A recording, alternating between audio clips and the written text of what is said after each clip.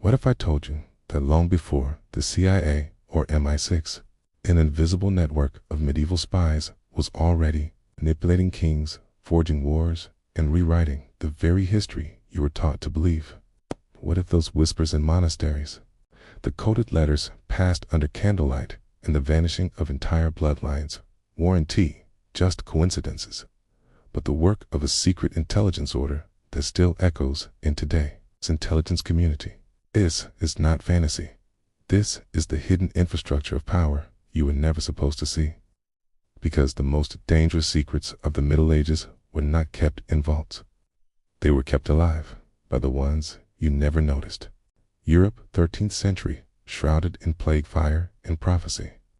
The church rules the soul, the crown rules the land. But behind both, a silent force moves undetected. The monks who never prayed the nights, never fought the scribes, who never wrote for God, but for kings in shadow. And at the center of it all, a single scroll unearthed in the ruins of a burned abbey in southern France. A document so cryptic and volatile it was labeled Heretica Silentium, the heresy of silence. Hidden in it was a map, not of land, but of influence, names of agents, symbols of orders, and one phrase scrawled in Latin: Custodes Umbri, the keepers of the shadow. According to legend, the scroll was discovered by a French historian in 1872, Claude Belain, who mysteriously disappeared 3 weeks later after claiming the Vatican contacted him directly and warned him to destroy it. But before he vanished, he sent part of the transcript to a colleague in Belgium, describing a network of informants embedded within the Knights Templar, the Hospitallers, and even the Papal court. This wasn't espionage, as we understand it.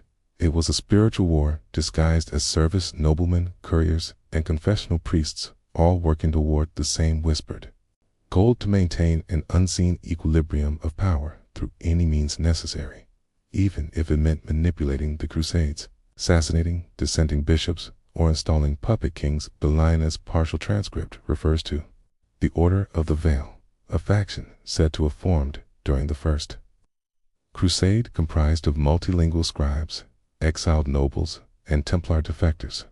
They communicated through illuminated manuscripts, coded using the Fibonacci sequence and geometric positioning, invisible unless read under the right light source, according to the transcript. These agents met once every 4 years at what is now known as the ruins of a Cathar stronghold that was besieged and annihilated by Papal forces in 1244. The official reason: heresy. The real reason: the order was reportedly using the Cathar refuge as their communication hub. This suggests that the Cathar extermination may not have been about religious deviation, but about silencing a spy network gone rogue. But who was pulling the strings? Some accounts point to Pope Innocent III, others to a secret council beneath the Doge's palace in Venice, known as Cenacolo del Ombrath, the Supper of Shadows, allegedly founded by rogue members of the Vatican's own archiving secretum, the forbidden section of the Vatican archives that even cardinals are not permitted to enter and hear.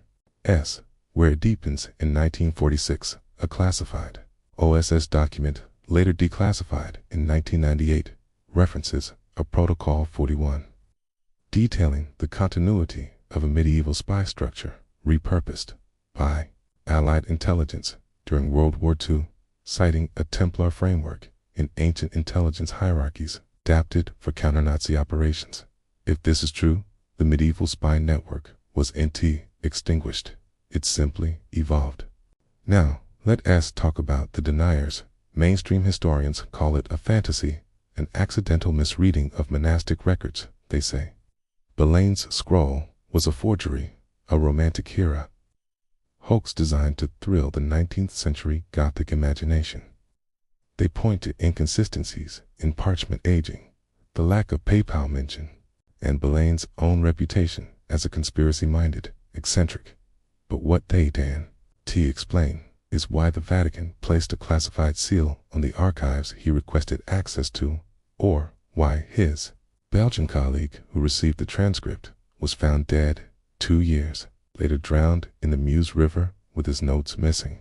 Or why, for modern scholars who reopened his theory between 1982 and 1996, all reported Vatican interference, redacted source materials, and sudden funding cuts? So, what was the Order of the Veil really guarding? Some say it was a prophecy, a medieval manuscript called Sermo Secrum, the Sermon of the Blind Witch, predicted not only the Protestant Reformation and the fall of the Papal States, but also a time when digital empires would rise and information itself would become the new sword. The prophecy ends with a cryptic line: "He who controls the unseen controls the eternal." Could it be this was more than just medieval power play? Could it be that the origins of psychological warfare, disinformation, and surveillance lie not in the 20th century, but in the forgotten rituals of 12th century abbots? Still, the institutions push back. The Vatican denies the document as existence.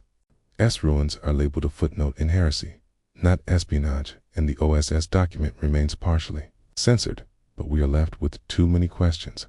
Why does the modern intelligence community still use Templar-based code terminology in training modules? Why do the CIA's early post-war recruitment structures resemble medieval patronage systems? And why are multiple medieval espionage references conveniently missing from university textbooks? What if it's all true? What if the very foundation of historical knowledge has been filtered to conceal the architects of control? And if that's the case, who's really been writing history? A monarch, a pope, or a whisper in a monastery dictating who remembers what? What if ... history itself is the battlefield? The final line of Sermo Secrum reads, "The truth is not dead, is buried." Maybe what we uncovered here is only a fraction. Maybe the real archives aren't just hidden in the Vatican. Maybe they re-encrypted in symbols carved into cathedral stones, or buried beneath forgotten crusader graves, or waiting silently in footnotes redacted in plain sight. So the next time you hear about kings, queens, crusades, or councils, ask yourself this: who was watching in the shadows? Who wrote the letters that changed the wars before they began? Who disappeared so that others could reign? If history was rewritten once, could it happen again? Subscribe, because truth, no matter how buried, always finds its voice.